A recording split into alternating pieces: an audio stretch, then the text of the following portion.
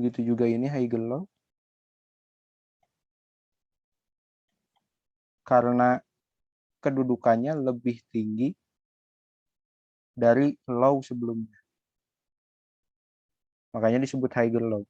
Sesimpel ini. Kita lihat lagi. Ini kan bikin high lagi nih. High. Level high sekarang yang ini lebih tinggi juga dari sebelumnya. Maka high level sekarang ini masih bisa disebut high. Begitu juga dengan di sini.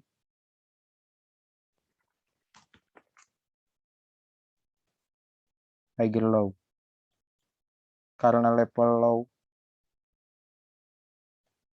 sekarang lebih tinggi dari level low sebelumnya di sini. Intinya sesimpel itu, terus aja. Nih, sama kayak ini.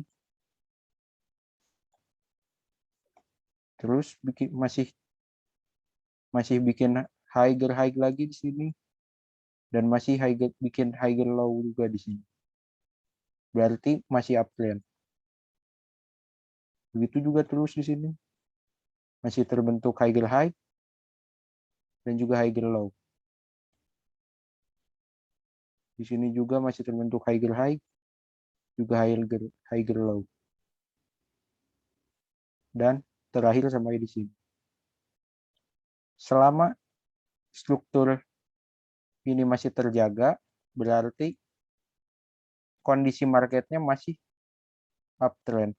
Selama high dan high low ini terus terbentuk, seperti ini, berarti uptrend masih terjaga. Sesimpel itu sebenarnya. Kalau kita buat menganalisa sebuah tren atau mengidentifikasi tren hanya menggunakan patokan ini.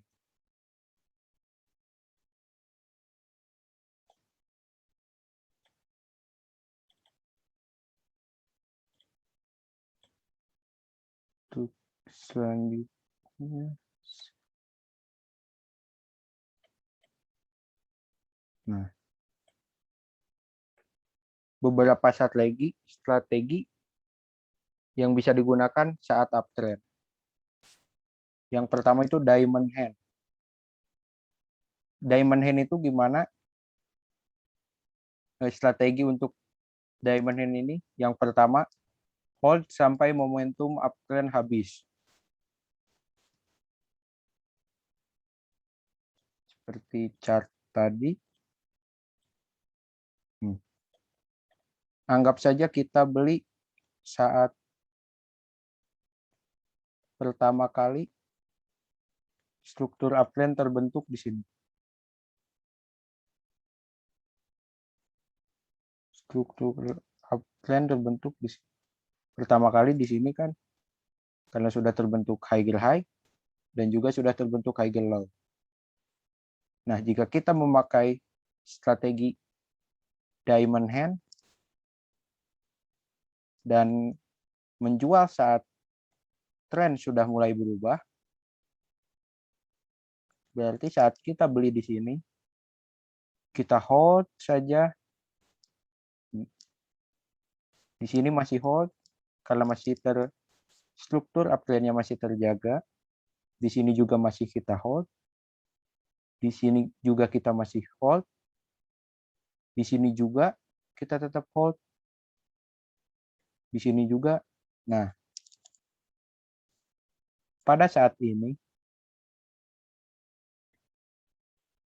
sudah struktur uptrend sudah rusak.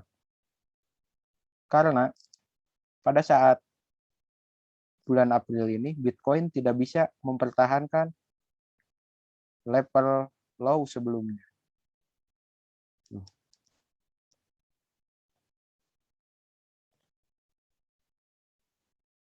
Pada level low sebelumnya Bitcoin berhasil bertahan di sekitar 50.000. Tapi saat bulan April, level 50.000 ini terjebol dan Bitcoin tertahan di sekitar 47K. Berarti struktur uptrend ini sudah rusak dan atau sudah tidak terjaga. Dan dikonfirmasi dengan close selanjutnya, dengan level high selanjutnya yang tidak bisa menembus level high sebelumnya. Maka di sini terbentuk lower high. Maka opsi untuk menjualnya bisa jual sebentar.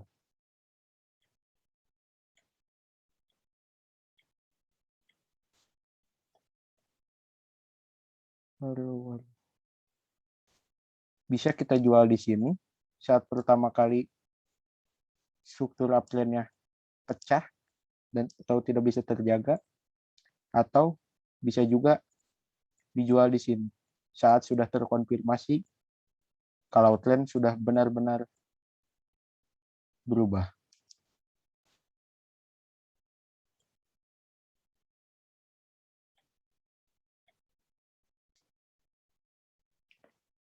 Atau option yang kedua, kita bisa buang bertahap di tiap resisten. Untuk ini akan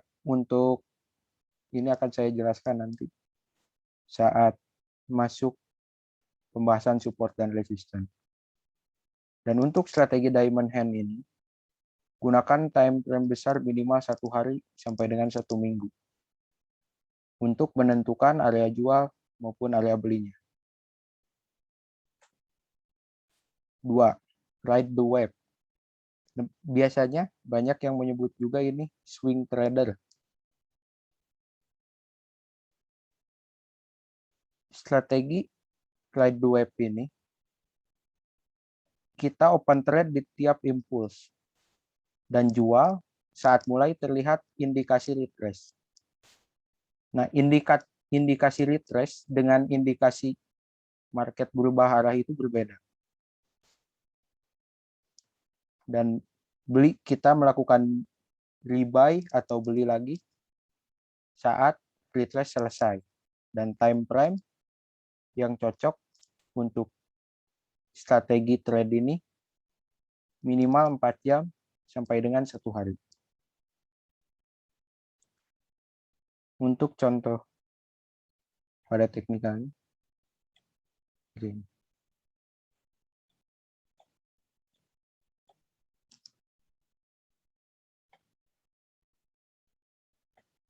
misal kita buy di sini,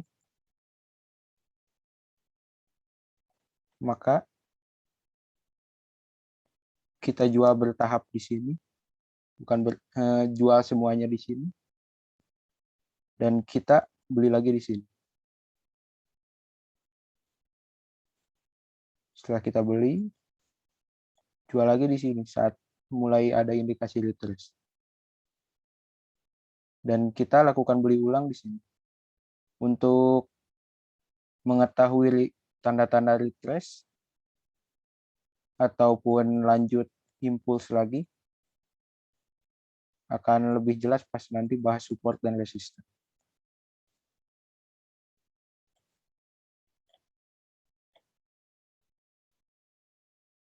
Yang kedua, swing trader. Bedanya, swing trader sebenarnya sama seperti strategi yang nomor 2 barusan, tapi bedanya saat ada impuls atau terjadi kenaikan harga, dia akan open long, dan saat short atau saat pullback akan melakukan short. Intinya swing trader ini trading 2 arah, mau itu pullback ataupun saat impuls, dimanfaatkan.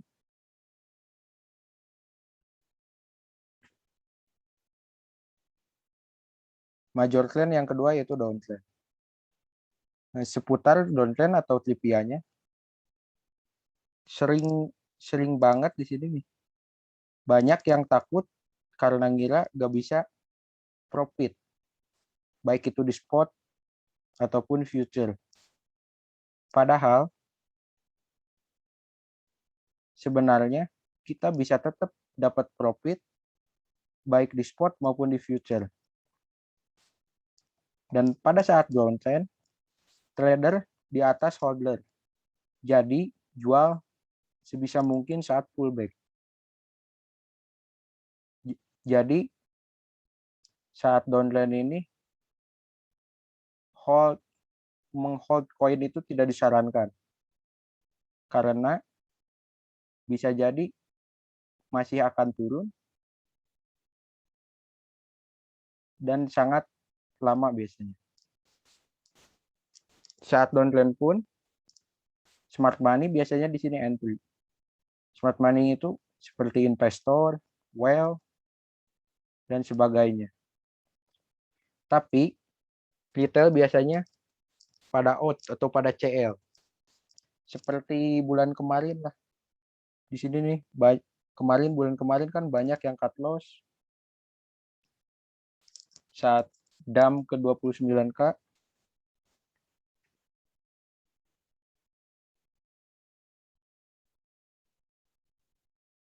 Nah, berbeda dengan smart money, mereka biasanya mulai entry bertahap atau nyicil. Yang keempat, peluang terbesar sebenarnya ada di sini. Saat downtrend atau biasa disebut bearish, banyak sekali koin yang potensial dan harganya diskon, biasanya bahkan lebih murah dari harga ICO atau IDO sekarang.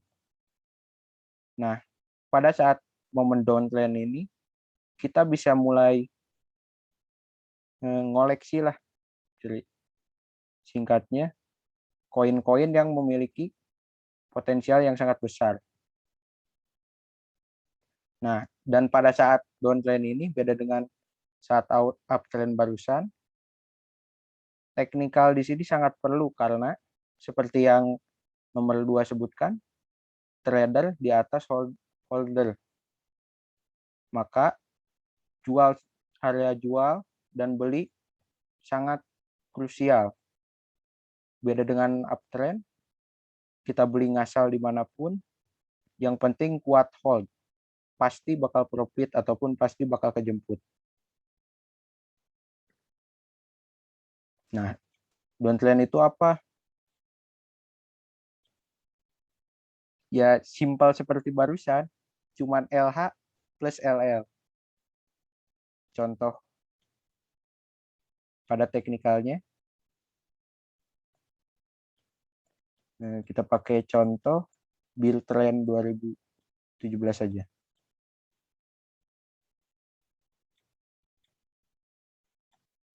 Kita anggap trennya dimulai dari sini. Kayak ini high-nya. Oh iya, penjelasannya belum. Downtrend terbentuk saat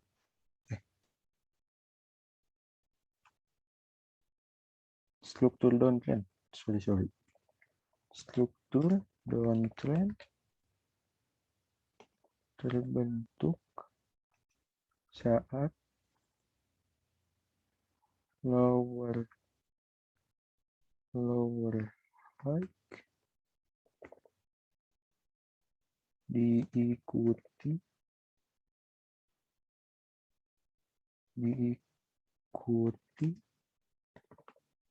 lower low.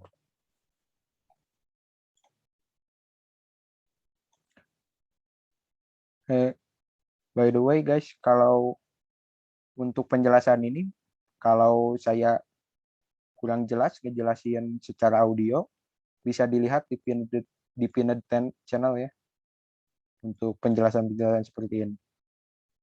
Untuk Zoom sekarang mungkin lebih ke praktik bagaimana penggunaannya. Oke, lanjut. Wow.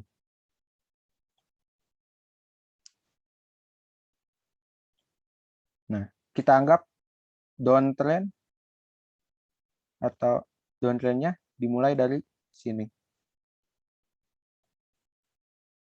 Bisa kita lihat setelah high diikuti dengan low, level high selanjutnya tidak bisa close lebih tinggi dari level high sebelumnya. Maka dinamakan lower high. Dan level low selanjutnya tidak bisa close lebih ya tidak bisa mempertahankan level low sebelumnya. Level low sebelumnya di sekitar sini 9.600 dan level low selanjutnya berada di 9.000. Maka struktur downtrend di sini sudah terkonfirmasi. Dan selanjutnya Bitcoin tetap tidak bisa close di atas level high sebelumnya, yang level ini. Maka downtrend masih terus berlanjut. Nah, di sini sempat ada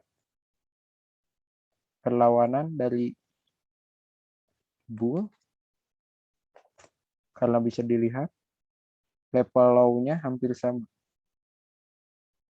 Sebenarnya ini bisa mengindikasikan reversal menjadi uptrend. Akan tetapi di sini selanjutnya Bitcoin masih tetap tidak bisa close di atas level high sebelumnya di sini. Maka downtrend masih terus berlanjut dan indikasi reversal di sini menjadi tidak valid.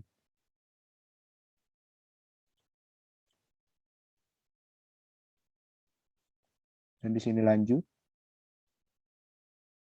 Di sini juga lanjut. Di sini lanjut. Tidak bisa mempertahankan level low sebelumnya. Maka tetap terjadi lower low juga. Pun di sini juga sama. Tidak bisa close di atas level high sebelumnya. Maka tetap. Nah, di sini. Dan di sini harus agak di zoom. Nah, ini sideways. Di sini sideways. Sorry, salah lagi. Di sini sideways. Nanti akan dijelaskan. Ini. Nah, di sini kan karena sideways, meskipun membuat level lower low, karena tidak bisa bertahan dari level low sebelumnya, akan tetapi ada di sini terbentuk higher low, dan di sini tidak jelas lower high lagi, tapi di sini membuat higher low. Jadi downtrend yang dimulai 2018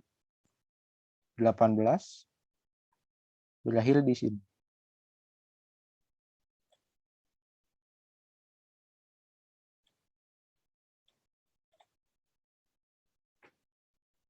Nah, ini beberapa strategi saat downtrend.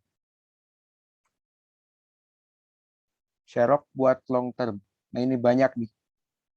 Nah, retail biasanya atau trader malah salah. Suka minta rekomendasi long term saat lagi hijau-hijaunya, seperti bulan April kemarin ataupun sekarang. Jual hanya saat tren udah berubah jadi uptrend. Maksudnya di sini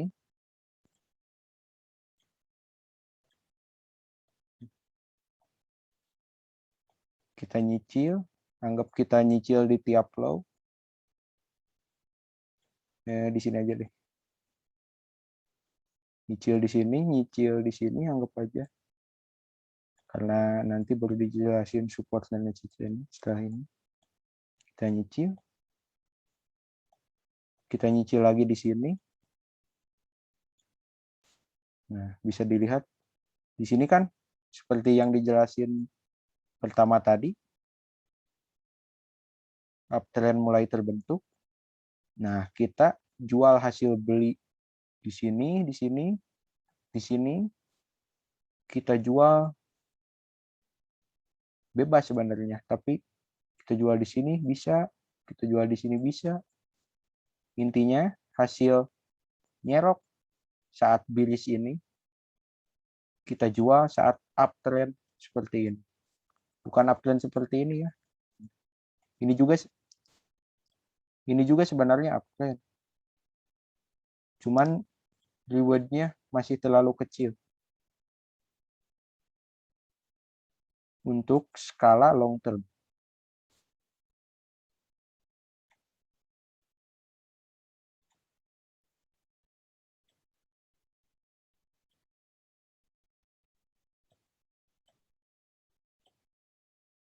Dan untuk long term, seperti biasa, gunakan time frame yang lebih besar, yaitu 1 minggu maupun 1 bulan.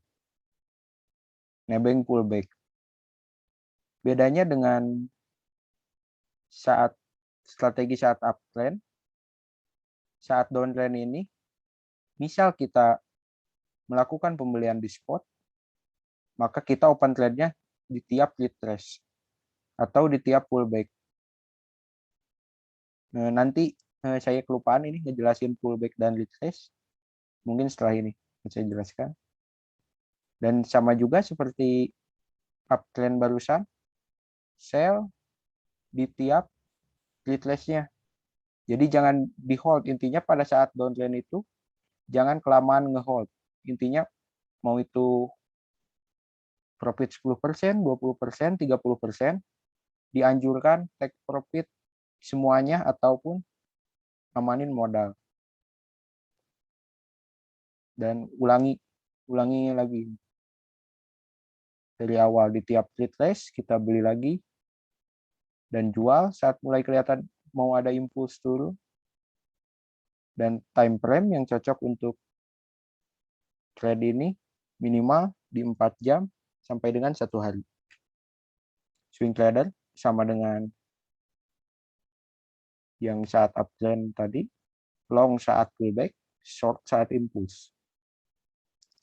Nah, akan saya jelaskan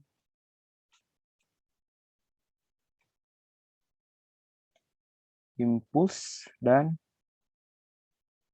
retrace itu apa. Simpelnya gini, impuls itu, ini menurut yang saya ketahui saja, mungkin kalau googling pengertiannya bakal rada beda-beda. Tapi yang jelas, impuls itu kalau menurut saya adalah kelanjutan dari major trendnya. Sedangkan retrace atau pullback adalah kebalikan dari major trend tersebut. Contohnya seperti ini. Di sini kan barusan uptrend, di sini sudah jadi awal uptrend. Maka impuls yang disebut impulsnya adalah ini. Karena searah atau lanjutan dari major trendnya, yaitu uptrend atau tren kenaikan. Sedangkan pullback-nya ini. Saat harga turun di dalam uptrend ini, maka disebut pullback-nya.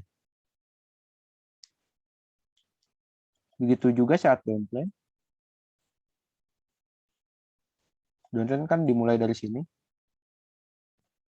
Maka yang disebut impulsnya ini karena lanjutan dari trennya, yaitu downtrend atau tren turun. Sedangkan pullback-nya adalah ini. Lawan arah dari tren majornya atau tren besarnya. Ini impuls lagi, pullback lagi. Ya intinya kebalikan dari sebuah tren itu disebut pullback atau retrace, sedangkan lanjutannya adalah impuls.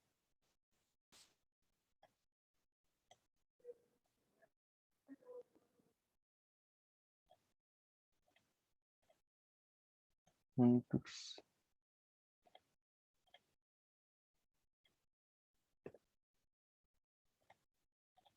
nah ini nah ini bonus, bukan bonus sebenarnya, sideways. Kadang disebut, ada yang nyebut ini sebagai tren juga, ada yang bilang kalau ini hanya sebuah continuous pattern. Nah bahasa Inggrisnya gitulah. Intinya pada sideways ini biasanya strukturnya itu tidak jelas, dan biasanya sideways itu membuat base rank-nya terlebih dahulu. Nah, seperti yang saya bilang barusan, biasanya jadi continuation buat trend sebelumnya. Dan untuk strateginya sebenarnya paling simpel, beli di support, jual di resist. Tapi tren ini biasanya paling mengocok mental atau menguras mental, karena biasanya paling sering keluar sinyal palsu seperti break out ataupun back down. Tapi biasanya support dan resistnya ini sangat rapi. Dan sideways ini cocok pada semua time frame, karena di semua time frame juga biasanya strukturnya sangat rapi. Kalau di chart kemungkinan seperti barusan. Nah, yang ini.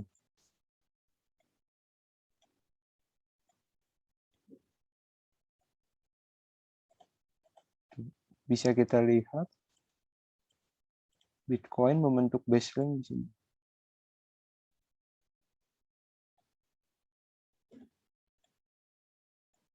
Di sini. Nah.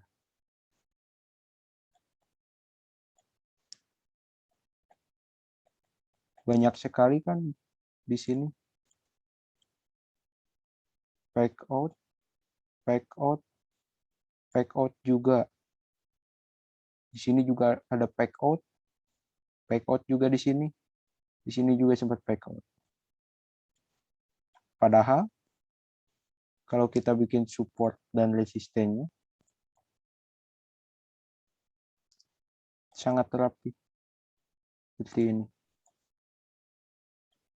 Rank-nya sangat rapi, tetapi banyak back out atau sinyal-sinyal palsu. Dan secara struktur yang disebut barusan juga acak-acakan, tidak sesuai dengan uptrend maupun downtrend. Seperti di sini, membuat lower high, sempat membuat higher low. Di sini juga sempat membuat higher high, tapi lanjutannya malah membuat lower high, ada lower high, meskipun di sini ada higher low kecil. Di sini juga membuat higher low, tapi di sini membuat lower high. Di sini juga membuat lower low, lebih rendah dari ini. Di sini juga membuat lower high. Tapi gerakan selanjutnya melanjutkan tren sebelumnya, yaitu uptrend. Di sini juga ada kecil, sideways. dan melanjutkan juga tren sebelumnya.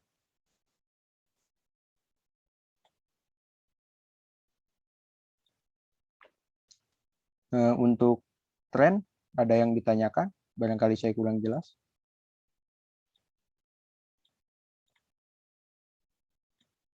Kalau nggak ada, mau dilanjut ke support dan resisten. Ini Buldi. Mas, lanjutkan. Lanjutkan aja berarti ya.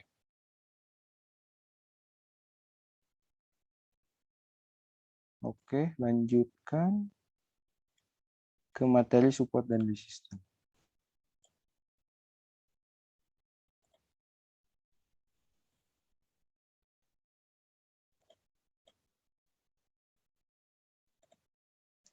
User.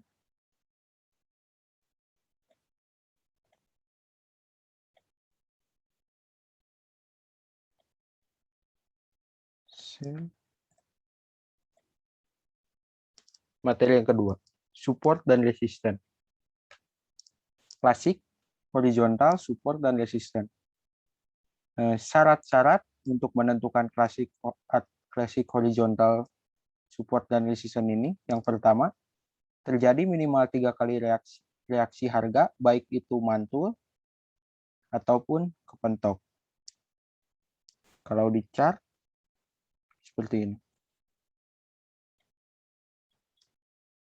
Hapus dulu. Kita ambil dari sini aja.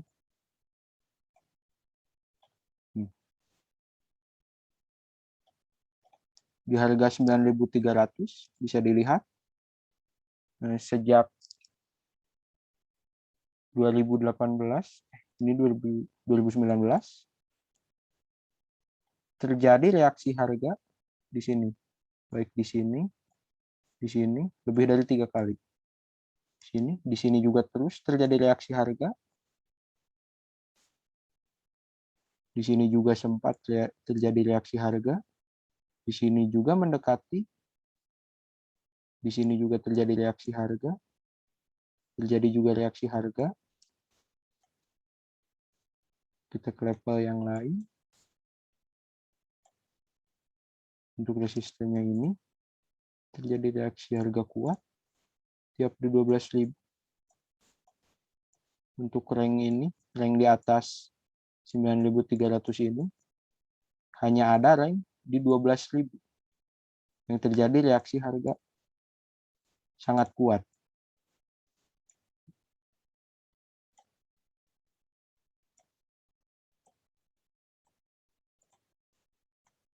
Di sini juga sebenarnya ada reaksi harga juga.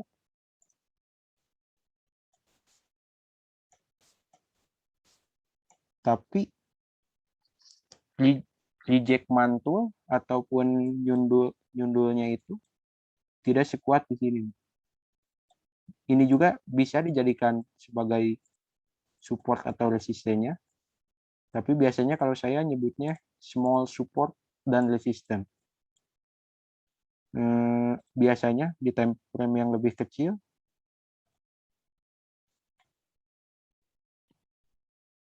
small support seperti ini bereaksinya kuat. Bisa dilihat kalau small support tadi yang di time frame 1 hari terlihat kurang bisa menahan atau baik itu mantul atau nyundul, tapi kalau di 4H terjadi juga reaksi kuat. 4H. Di sini terjadi juga. Di sini terjadi lagi. Di sini terjadi lagi nih. Sepanjang ini banyak reaksi kuat. Di sini juga sempat terjadi reaksi kuat.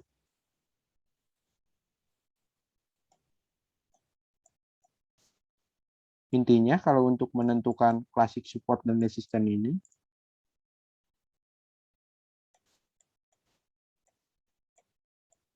tergantung kita mau trade di time frame berapa.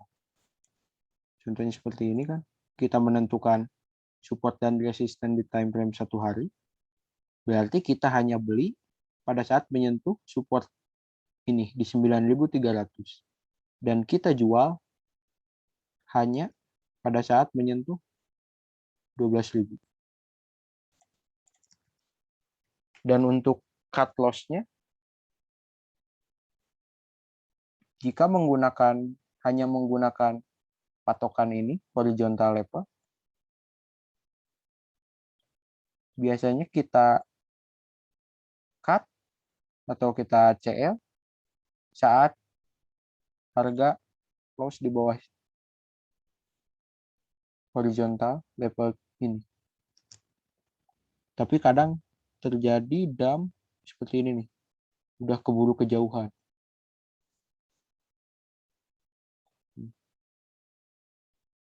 Kalau ini nih, kalau sebelah sini kan masih kecil, cut loss juga. Beda dengan ini, yang ada dump besar.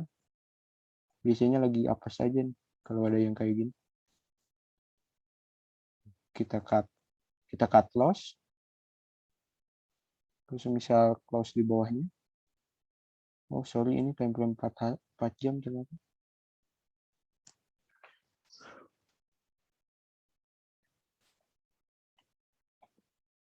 Nah, kita cut loss kalau close di bawahnya, dan kita cari lagi horizontal level selanjutnya.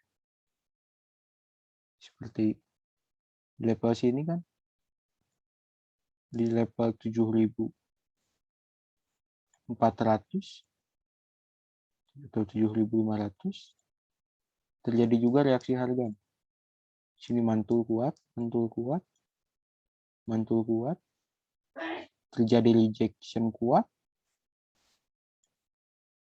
Di sini juga pas mantul langsung kuat.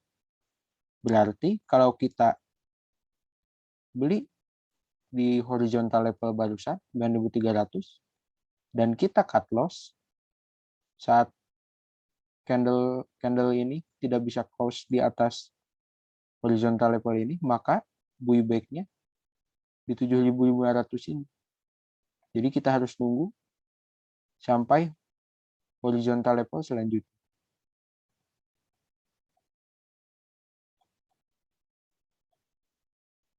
Seperti itu.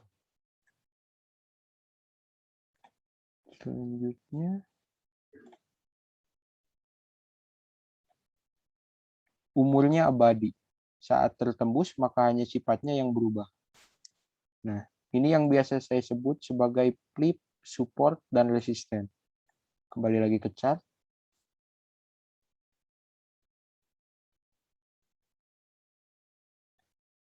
Kita kembali lagi ke chart. Udah betul. Biasanya kalau kejebol, nah, seperti kata saya barusan, sebentar, saya hapus dulu. Kita bikin support di sini.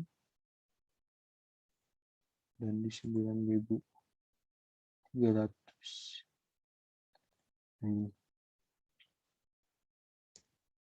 Biasanya saat terjebol itu sifatnya hanya berubah, atau dari yang awalnya resisten seperti ini 9.500, jika kita mengambil yang ini antara 7.500 dan 9.300, saat resisten ini terjebol, resisten 9.300, maka si resisten yang si garis ini yang awalnya resisten berubah menjadi support.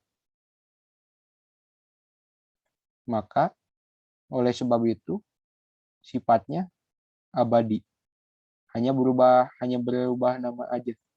Dari yang awalnya resisten berubah menjadi support. Bisa dilihat saat ini bisa tertembus, dan saat turun resisten barusan berubah menjadi support. Harga bisa tertahan. Saat jebol kembali lagi ke support semula, menjadi lagi resisten. Ini jebol, saat ini jebol lagi, sempat berubah menjadi support, tapi saat dites tidak bisa menahan dan jebol. Dan ini copy dump menjadi resisten lagi, sempat terjadi rejection juga, sempat breakdown juga beberapa kali, naik, tidak sempat di-retest, dan terus Bitcoin terus naik. Sama juga dengan level 20.000 kalau tidak salah. Oh, chartnya cuma sedikit. Nah, sama juga seperti ini. Nah, sorry, salah time frame. Nah,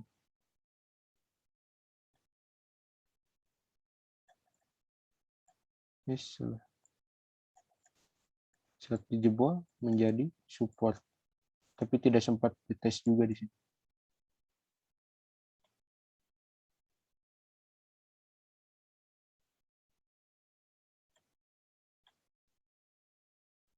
Makin sering divisit, maka semakin lemah. Alasannya karena semakin sering divisit, maka buy order dalam kasus ini karena resisten, maka sell order akan terus menipis. Sell order di sini terus keambil, satu kali tersentuh di sini, tersentuh lagi di sini, tersentuh juga beberapa kali di sini. Karena lama-kelamaan sell order di sini terambil, maka semakin lama semakin tipis. Dan akhirnya bisa dijebol. Begitu juga dengan support. Nih, beberapa kali kesentuh, maka buy order di sini terus terambil, maka semakin lama semakin tipis, dan akhirnya di sini jebol.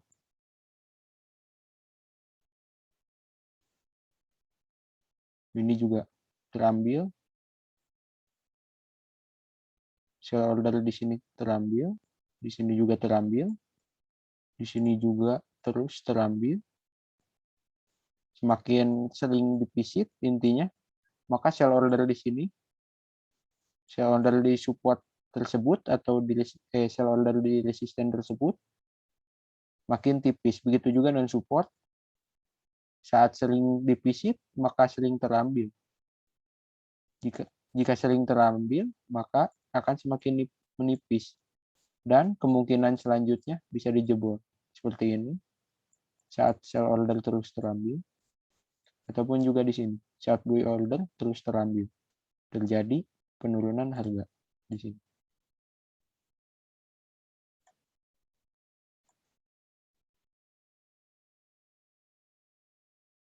Oke, lanjut dulu.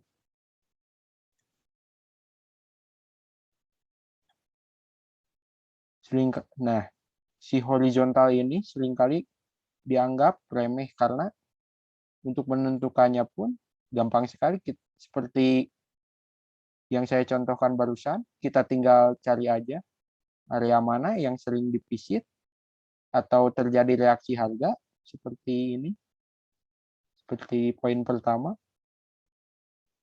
Karena mudah, jadi biasanya jarang terlalu diperhatikan.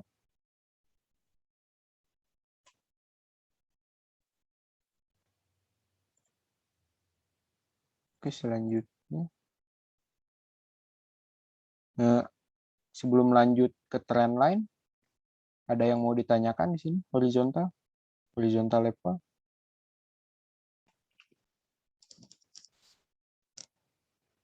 Kalau kurang jelas, sambil dibaca aja yang artikel di channel. Takutnya saya jelasin kurang jelas atau belibet. Bang, sorry, mau tanya. Boleh. Kalau misalnya yang support sama resisten yang miring itu wajib di retest kah atau enggak? Berarti itu trend line ya? Iya. Kalau itu nanti dimasukin pas jelasin trendline aja. Paling Oh iya. ya. Ada yang Siap. lain yang masih berhubungan sama ini horizontal Oh iya level? mas, mau nanya mas. Boleh. Yang maksudnya flip itu berarti kan yang resist become support ya, Iya, sama support become resist. iya. Oh iya, siap. Paham pak. Intinya kayak poin yang kedua tadi, sifatnya abadi, cuman hanya berubah nama atau berubah sifat aja. Dari yang awalnya resist,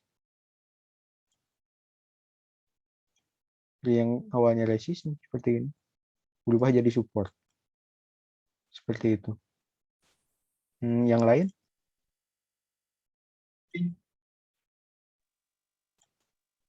Yang masih berhubungan?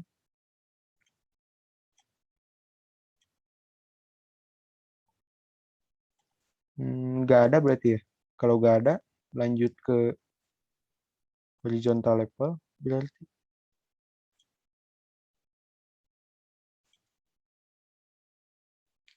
Kita ke PPT-nya dulu. Nah, trendline support dan resistance. Untuk menentukan trendline support dan resistance, bentar, sebelum jelasin, saya akan kasih tahu dulu cara nariknya. Mas Wiju. Nih, pertanyaan horizontal dulu. Mas, horizontal itu juga narik. Biasanya ada confluence. Sebentar, saya coba contohkan. Biasanya horizontal level itu ada confluence dengan Fibonacci.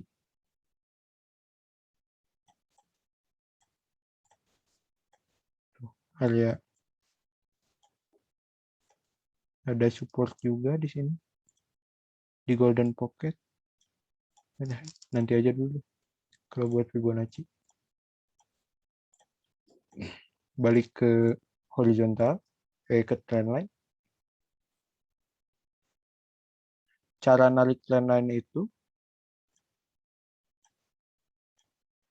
bisa body to body ataupun bisa juga week to week. Dan untuk pemilihan kita narik kemananya, pilih yang paling banyak terjadi reaksi harga. Seperti ini. Lagi ke chart. Sorry. Ini nih. Kan untuk kita tarik trendline resist dari week ke week. Dari week ke week.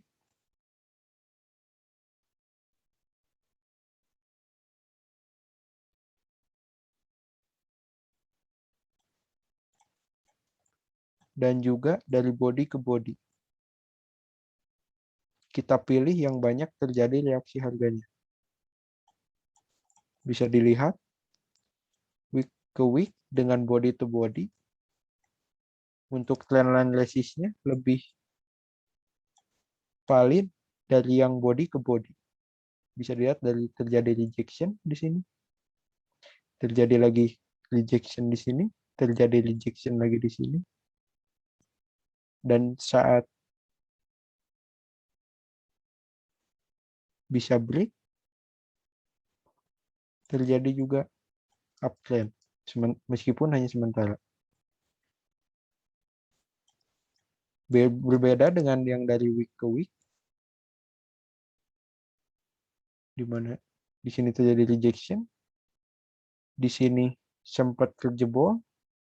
Dan di retest juga. Tetapi ternyata sinyal yang dihasilkan kurang valid atau banyak mengeluarkan sinyal palsu ketimbang yang ini, yang dari body to body. Yang mana saat bertindak menjadi resisten, lebih sering terjadi rejection atau kena sundul kuat pada trendline yang dibuat dari body ke body ini. Saya bedakan dengan yang putus-putus untuk yang beda dengan yang week ke week, di mana terjadi sinyal-sinyal palsu di sini. Jadi pilihannya pada trendline ini kita lebih memilih yang dari body ke body karena lebih valid yang week ke week untuk trendline resistance. Begitu juga untuk support, trendline support. Kita coba tarik dari week to week. Terjadi reaksi harga yang cukup lumayan kuat, tapi kita coba bandingkan dengan body ke body.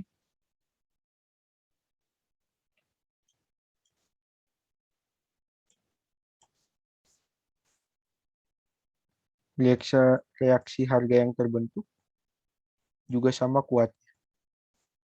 Jadi, kalau seperti ini, mau milih yang weak atau yang body juga tidak jadi masalah.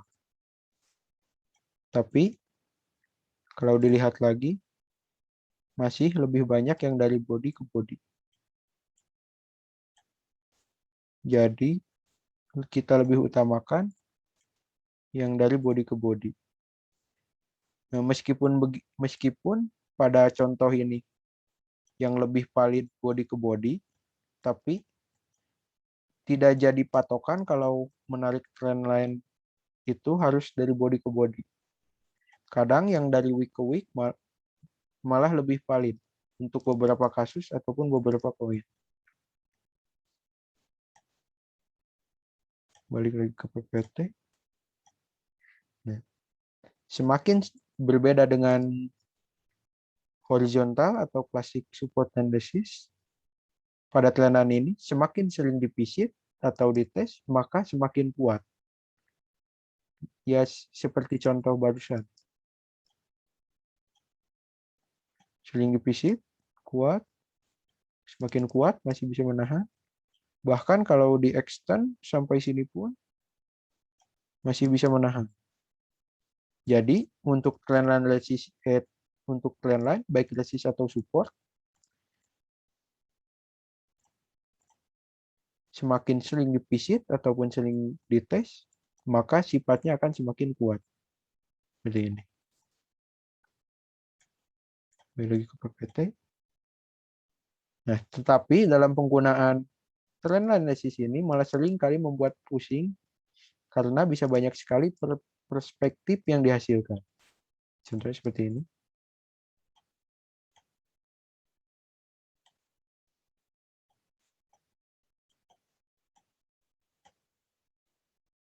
Saya hapus dulu. Ini kan bisa seperti ini kalau kita naik dari body ke body.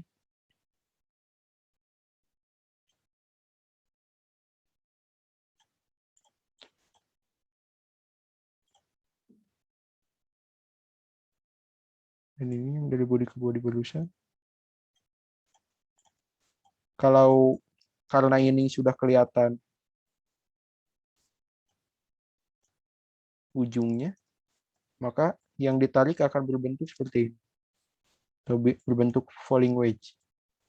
Tapi jika belum terjadi, saya pause di sini. Kemungkinan bakal banyak trader yang menarik trendline ke sini. Ini dari week to week dan ini dari body ke body. Maka kita mundur dulu.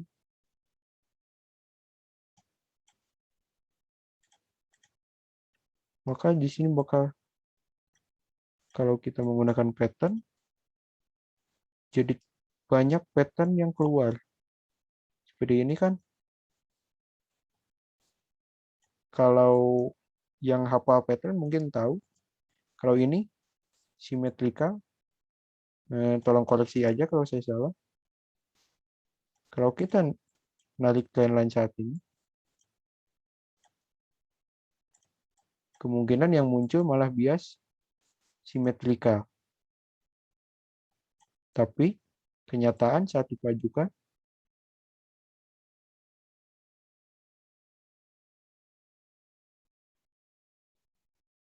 saya percepat. Nah, simetrikal ini malah valid. Padahal by textbook ini adalah pola untuk berkelanjutan pada saat uptrend. Tapi kenyataannya yang dihasilkan malah terjadi downtrend.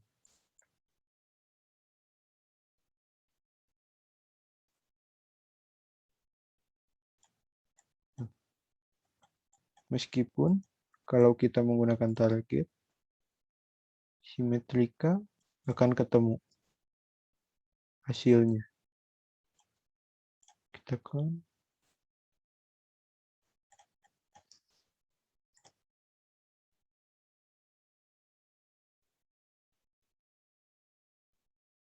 udah naik di sini.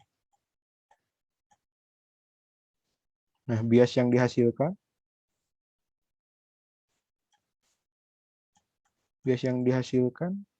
menarik trendline sebelumnya menghasilkan pola kenaikan.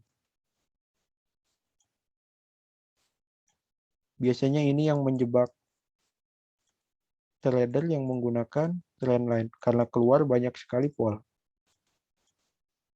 Ini banyak kalau kita contohkan di sini. Kita narik trendline dari body ke body.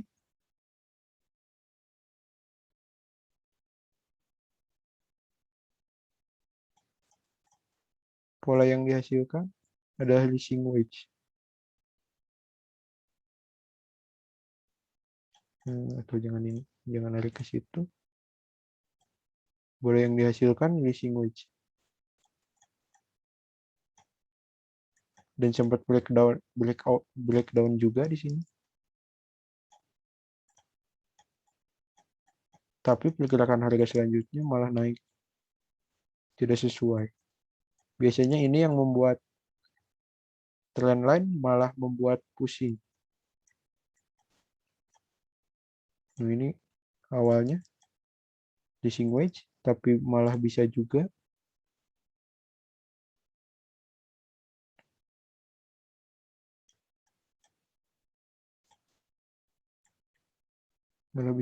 pennant. Pola yang dihasilkan malah jadi banyak. Dan kita pasti pusing kalau melihat ini. Karena yang satu pola untuk turun, reversal dari uptrend menuju downtrend. Yang satu continuation. Biasanya ini yang membuat pusing kalau kita menggunakan support trendline maupun resist. Dan sesuai pertanyaan tadi, yang apakah trendline resist atau support itu harus dites atau tidak? Biasanya sama dengan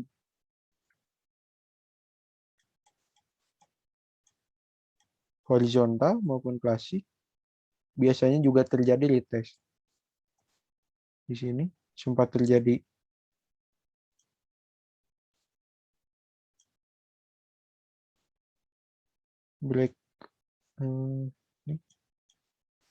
breakout, retest tidak sampai. Nah, kalau week ke week sempat terjadi breakout di sini dan sempat juga di retest. Kita cari lagi. Nah, ini kayaknya yang barusan.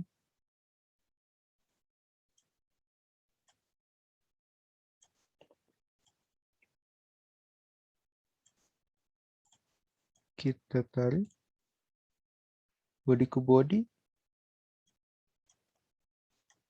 breakout, dan sempat juga dan setelah breakout sempat retest juga.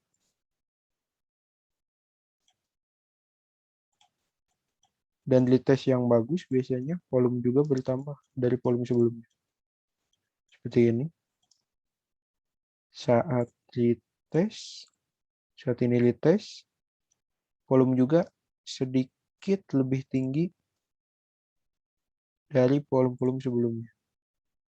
Meskipun hanya sedikit, bisa jadi validitas.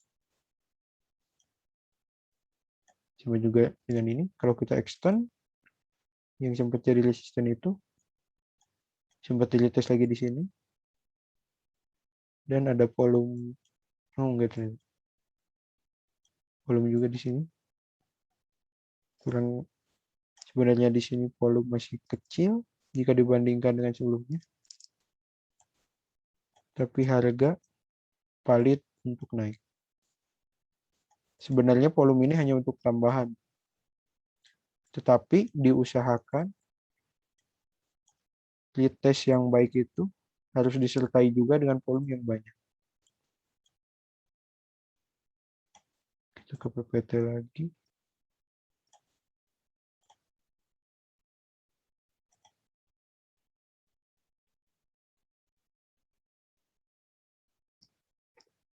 Nah, yang terakhir, psikologi support dan resisten.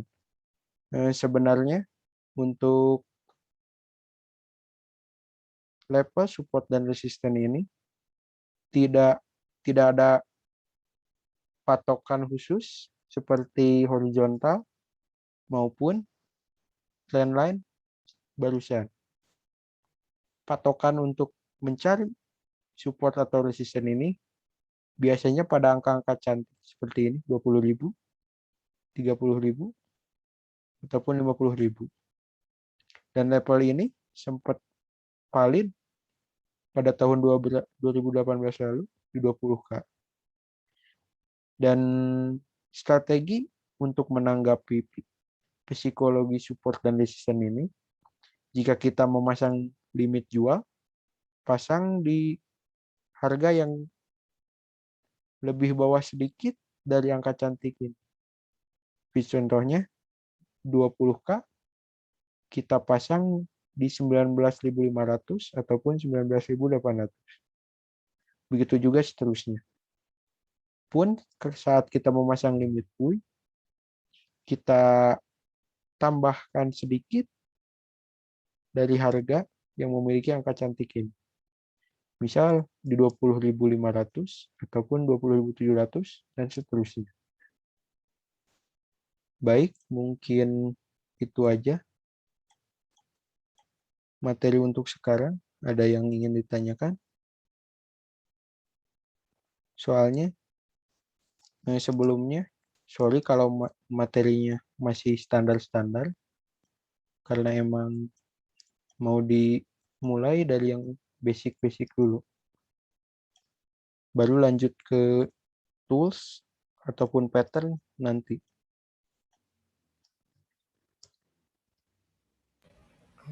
Punten, boleh numpang tanya, Mas? Boleh, silahkan. Oke. Tadi kan untuk yang ngatasi yang fake pakai horizontal trendline ini, itu dia tadi gimana, Mas? Mohon maaf tadi lagi kurang dengerin. Yang trendline ini atau yang horizontal? Yang trendline. Yang trendline. Biasanya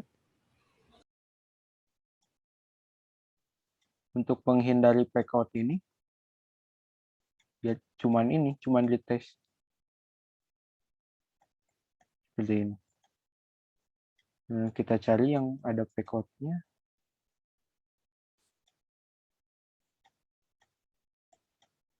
Buat contoh yang tidak sempat di retest.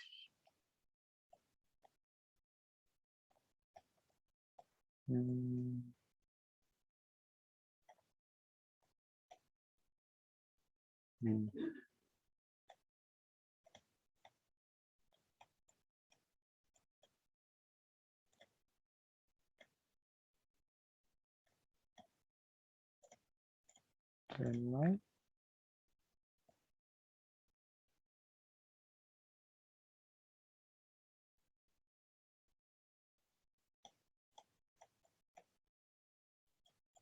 Nah ini kan resisten trend line, sempat reject, sempat breakout, tapi pas retest gagal, breakout lagi, dan retest gagal. Intinya kalau buat menghindarin fake out dari trend line, baik itu trend line resist maupun trend line horizontal, butuh yang namanya retest. Seperti yang ini, yang barusan.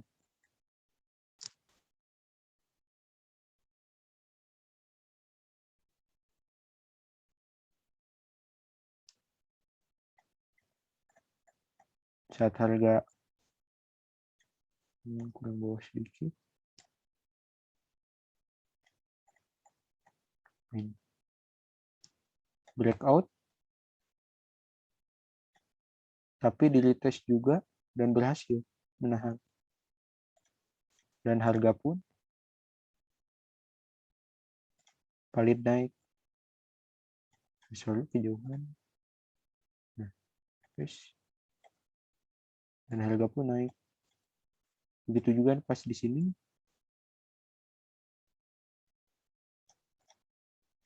Ini kan sempat breakdown lagi. Tapi langsung ada breakout plus retest juga di sini. Berhasil di retest.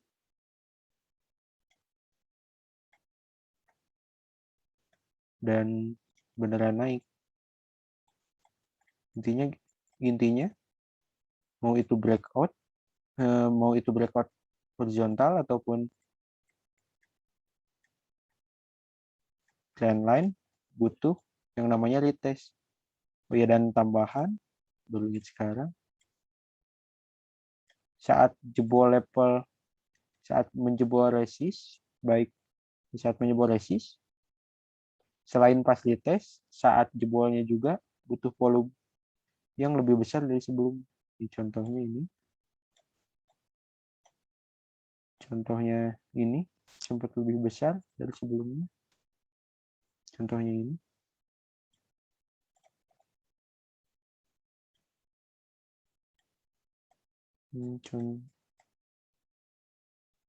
Ini mana ya yang break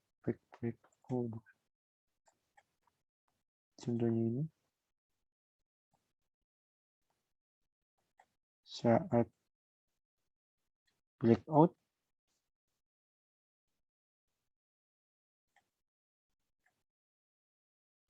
ini volumenya masih kecil.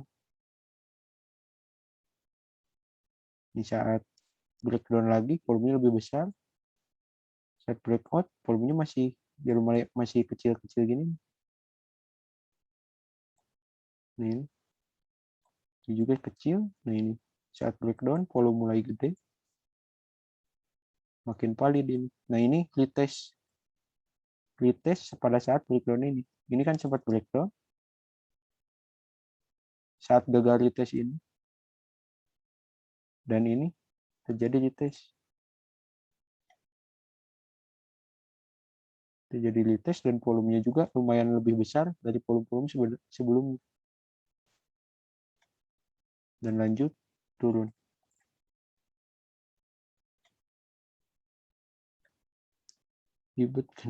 Betul itu trendline.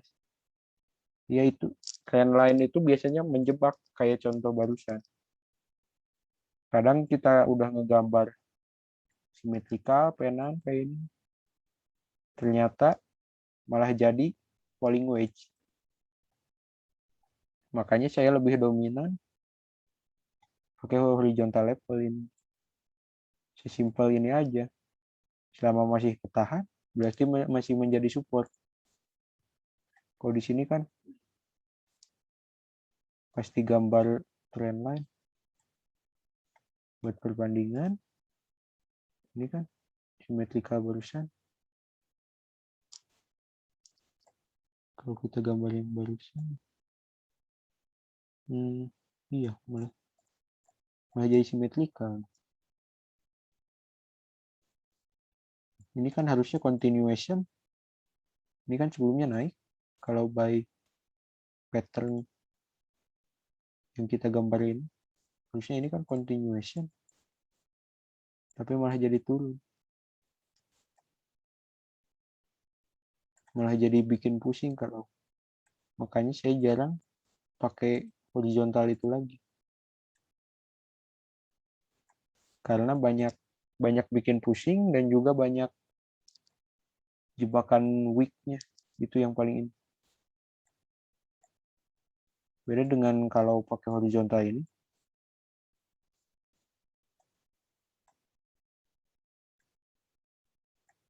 Lebih mudah, intinya itu sih. Saya pakai horizontal level karena lebih mudah. Tuh, sesimpel ini. Cuman identifikasi level horizontalnya. Berlaku sampai lama. Oh iya. Nah iya ya, kelupaan. Trend line itu tidak seperti horizontal, bisa berubah-ubah. Misalnya ini nih. Trend line yang dulu dibikin ini kemungkinan tidak akan valid lagi. Kemungkinan sudah tidak akan relevan lagi.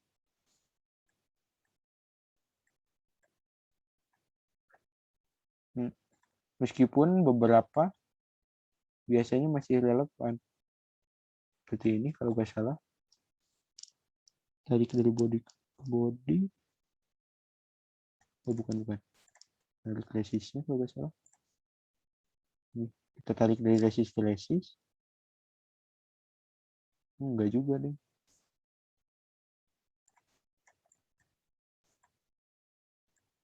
Kadang ada trend lain juga yang berlaku lama dan sewaktu-waktu bisa dites. Kayak ini nih. Kalau kita tarik resisten ini ke ini, kemarin sempat ketes juga. Cuman lebih pusing karena pasti bakal banyak yang dibikin juga nih trend line. Ini juga bisa ditarik ke sini. Jadi pusing, jadi terlalu banyak. Bakal jadi banyak kalau narik terus-terusan trend line. Beda dengan horizontal. Ini di level sini kalau kita narik horizontal level cuma dikit tuh di sini terus di sini lagi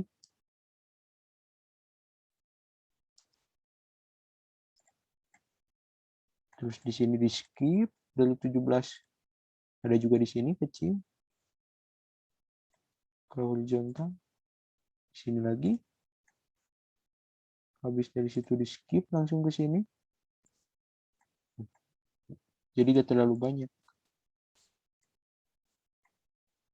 dari sini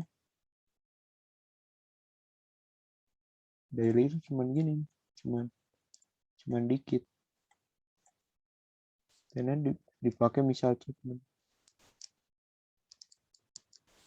Kalau saya biasanya kalian gak balik kalau iya betul trend line itu banyak yang seringkali jadi irrelevant atau gak bisa dipakai lagi kayak ini nih trend line ini kemungkinan besar gak akan kepake lagi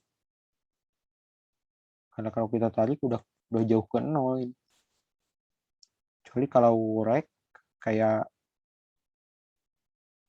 minyak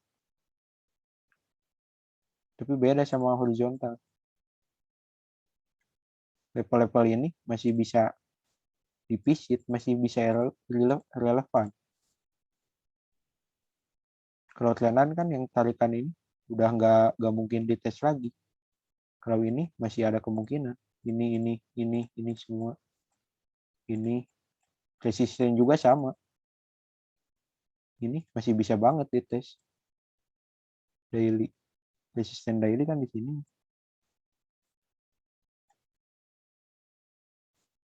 Masih bisa banget ini juga dites.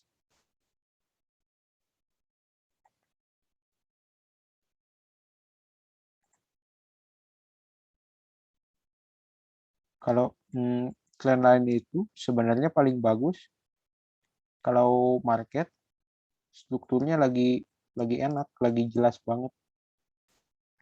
Kayak kayak ini nih, Bitcoin. Kalau strukturnya ini kan jelas, strukturnya uptrend. Kalau pakai trendline, kita tarik lagi, jadi falling wedge. Ini juga kalau kita tarik ini, di body,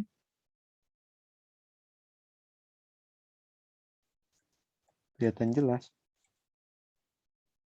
Jadi losing wedge. Kalau strukturnya lagi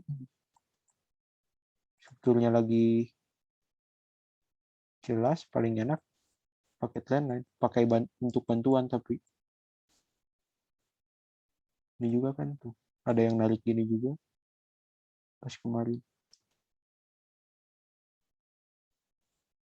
pas juga ini sebuah retest turun. Cuman ini tuh jadi aneh bentuknya kalau kebanyakan trendline. Nah ini nih, Koh Ayung itu, salahnya Koh Ayung itu biasanya pakai pola double top. Ibarat Bitcoin ini kan lagi rally,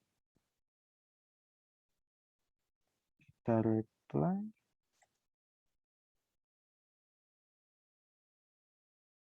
Jangan di sini. Nah, yang ini aja deh. Nah, ini. Nah, ini bakal disebut double top nih. Padahal kan struktur uptrend itu higher high sama higher low. Jadi ya wajib nembus level low ini sebelumnya. Nah, biasanya disebut double top ini. Kalau terus-terusan ini disebut double top, ya tiap uptrend bakal naik. Soalnya tiap market kebentuk struktur uptrend disebut double top. Kayak mana lagi?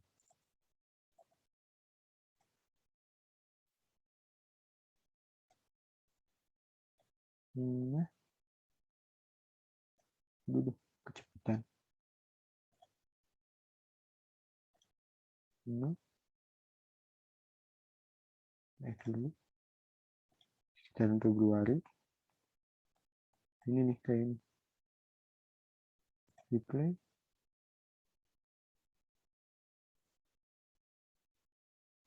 Nah, pas mau bikin ini pasti ngeluarin idea double top. Padahal ini kan mau nerusin struktur uptrend. Makanya suka rek. Sebenarnya itu salah memahami double top. Double top kan ntar cari contoh double top.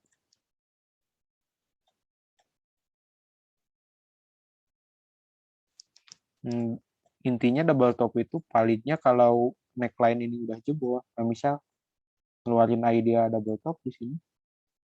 Ya kalau mau bilang itu double top valid, area neckline ini harus jebol. Jadi gak bisa harga di sini. Misal harga di sini. Misal harga di sini.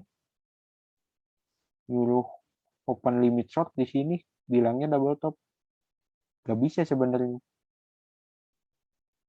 Soalnya harus ini. Harus breakdown neckline ini. Makanya beliau jadi counter trade. Salah memahami itu.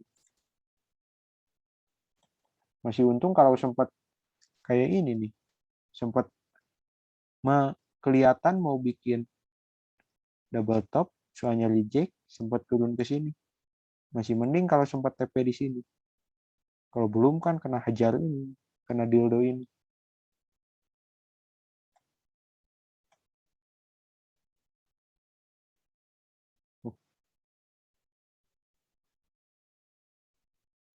Ada lagi yang mau ditanyakan? Atau mau request koin?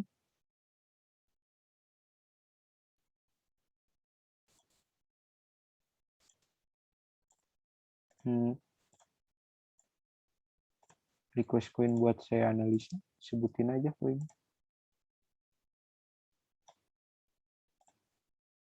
Vibo banget. Untuk Vibo nanti kemungkinan. Paling kalau nggak ada lagi, ya betul, Fibonacci nanti next sesi. Soalnya requestan kan dari requestannya minta dari yang dasar dulu. Jadi dijelasin dari yang paling dasar.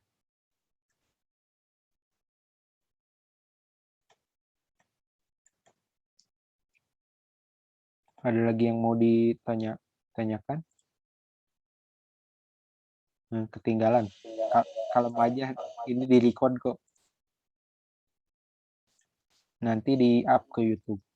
Besok mungkin udah ada di YouTube.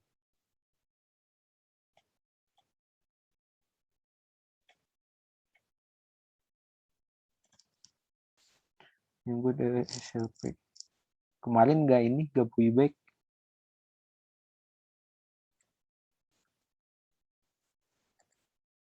Iya ya, kayaknya kurang dikit. Saya jarang buka market soalnya sekarang. Ntar dicek.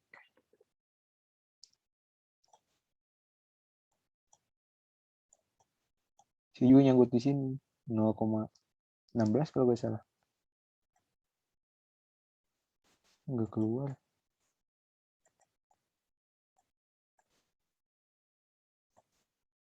Sini coba TP1. Kemarin udah kayaknya tuh.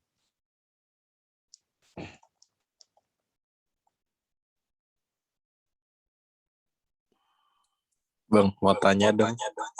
Boleh.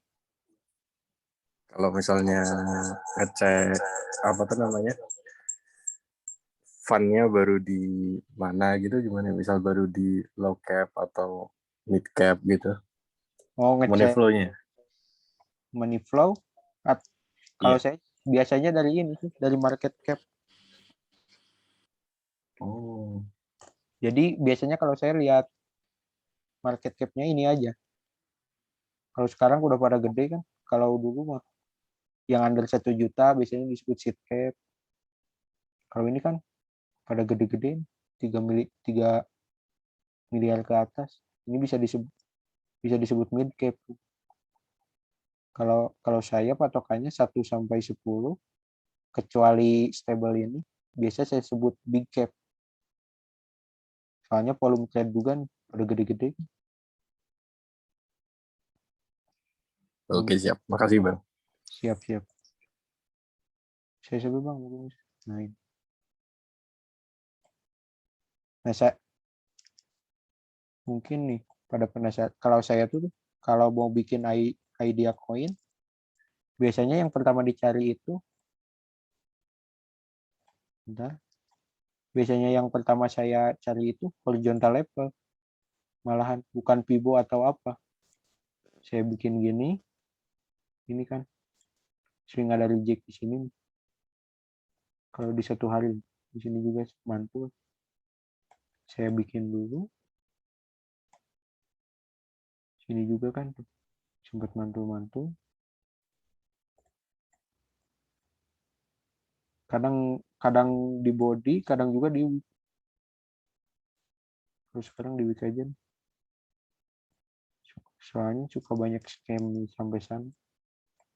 Saya bikin kayak gini. Terakhir di sini. Baru saya tambahin tools lain. Kayak ini kan Fibonacci. Golden. Jadi target turunnya. Dari swing terakhir. Golden extension 1 kan dekat-dekat sini. Dekat-dekat 0,133 support yang dibikin sebelumnya. Biasanya saya turunin ke sini. Nah, saya biarin aja di sini. Berarti ini yang diambil. Soalnya ada confluence juga kan sama Fibonacci. Nah, yang ini. Lihat lagi. Ketemu kan dari swing yang ini. Saya cari lagi dari swing yang ini. Dari swing lain. Ketemu lagi di angka berapa? Di angka 0,07 dekat sini kan. Yang dari swing ini. Berarti support yang tengah ini saya hapus, saya eliminasi. Soalnya confluence-nya dikit. Ditambah juga biasanya pakai EMA ini. Ini masih dikit. Coba turunin ke time frame 4 jam. Masih pada gak ada. Nah, intinya saya gitu kalau analisa. Biasanya cari dulu horizontal level. Baru ditambahin tools lain. Cari yang paling banyak ada confluence. Kalau ditambahin trendline resist atau support. Ketemunya kayak ini kan. Kita tarik ini dari body ke body, jangan nih,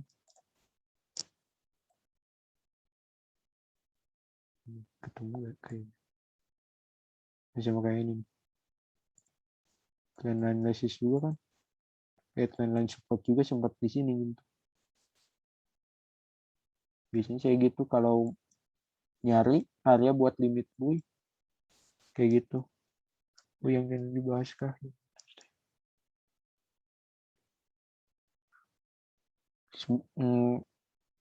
Algo boleh kali bilang. Bentar ya, Algo dulu.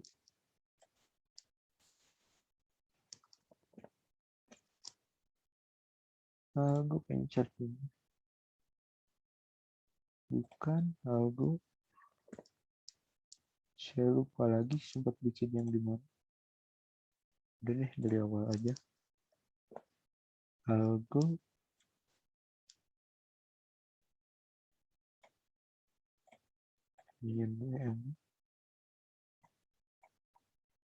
Algo kalau gak salah saya udah TP1 kalau gak salah Algo. Soalnya jumlahnya udah ngurang di Binance saya. Iya kalau gak salah di sini. Sini kan. Tuh. Fibonacci ketemu daily resist. Berarti di sini. Kalau gak salah saya masang area TP juga di sini kemarin. Tuh ini juga kan Fibonacci 0,618 atau golden pocket, area golden pocket ketemu resist di daily juga.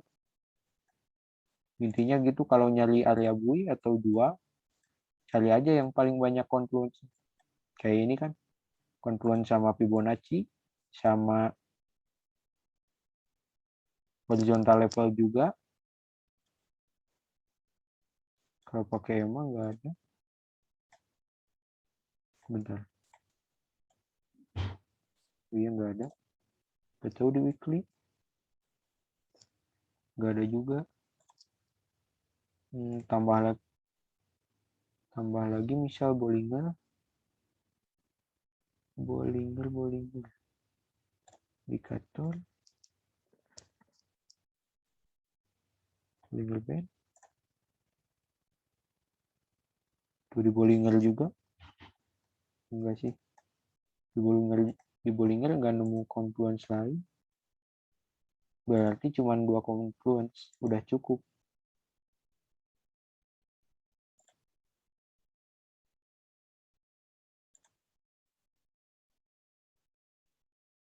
Algo ini nih. Kayaknya di grup chat juga sempat dipaste. Tapi mirip-mirip ini nih. Soalnya saya nyari area jualnya waktu itu pakai Fibonacci ini. Simple cuma narik dari sini ke sini. Simple ini.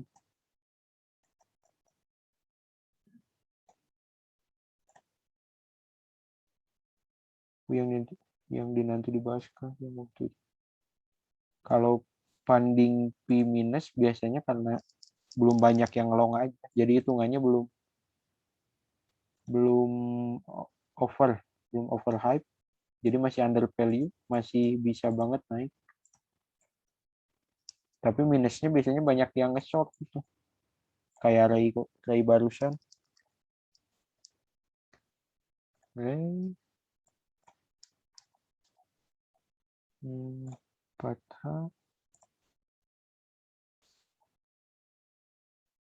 Ini kalau yang ikut Zoom sore. Ini idea barusan. Ini kan kena nuklir. Tail pad oke. Fed.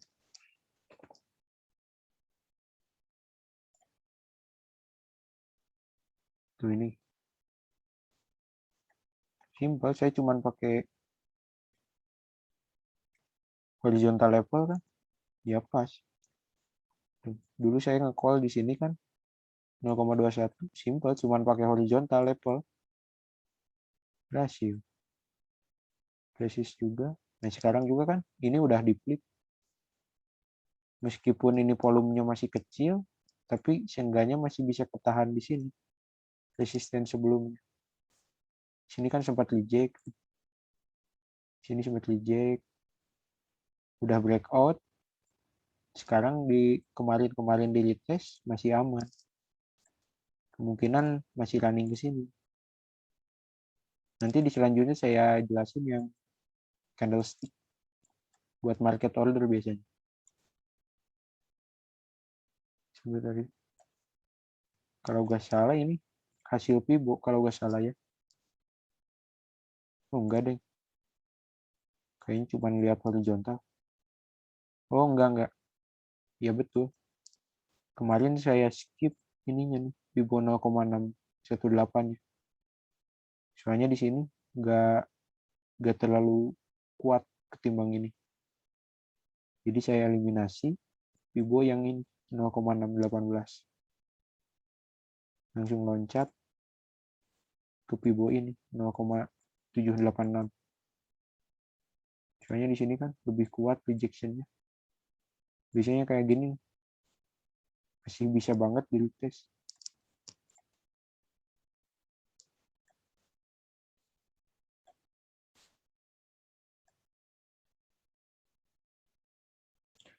Ada pertanyaan lagi guys?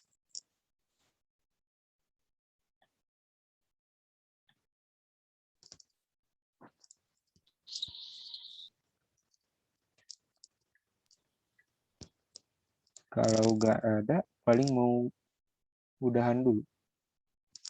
Dilanjut minggu depan kemungkinan. Selesai. Oh iya, Bro. Satu lagi. Boleh. Kalau semisal nih di chart itu kan ada tuh yang di 05110. Nah, Oh di iya, situ ini. kan sempat ada bikin base lah ya. Oh iya, sempat Nah, ngerem. itu kalau misalnya dia ngerange di situ dan nggak turun sampai ke 03239 itu berarti ada kemungkinan breakout juga ya. Iya, kemungkinan udah valid flipping. Oh, oke. Jadi Siap. Terima kasih, Bang.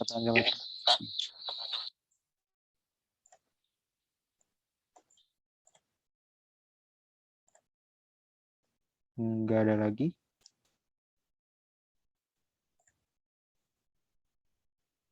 Sip, makasih sama-sama. Buat materi selanjutnya, ini aja. Request aja. Soalnya tadi saya dadakan. Kelupaan kemarin. Jadi kalau hasil request kan bisa bikin dulu dari sebelumnya. Nah, boleh tuh. Siap, makasih sama-sama. Sorry ya guys, kalau saya masih kurang jelas. Soalnya baru pertama kali jelasin audio gini.